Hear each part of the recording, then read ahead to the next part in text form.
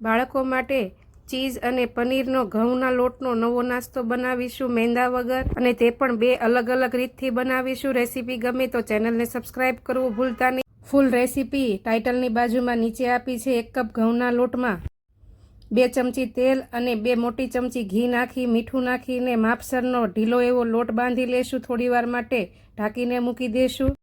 એક પેનમાં 2 ચમચી તેલ ગરમ કરી આદુ મરચાં લસણની પેસ્ટ નાખી મનગમતા વેજીટેબલ કટ કરીને એડ કરીશું। બધું 2 મિનિટ માટે ચોળવી લઈ મીઠું નાખી 200 ગ્રામ જેટલું પનીર ઉપરથી ઝીણા ઝીણા પીસમાં કટ કરીને લેશું। ચીલી સોસ, સોયા સોસ અને ટમેટો કેચઅપ નાખીને બધું બરાબર મિક્સ કરી ઉપરથી ઓરેગાનો અને ચીલી ફ્લેક્સ એડ કરીશું। તૈયાર લોટમાંથી નાની નાની પૂરી વણીને પેન ઉપર બંને બાજુ શેકી લેશું અને એકમાં વચ્ચેથી કટ કરીને વચ્ચે મસાલો ભરી ઉપર ચીઝ નાખી ઉપરથી ફરી પાછો મસાલો નાખી ચીઝ નાખીશું। બીજી બર્ગર જેમ બનાવીને મૂકીશું અને સર્વ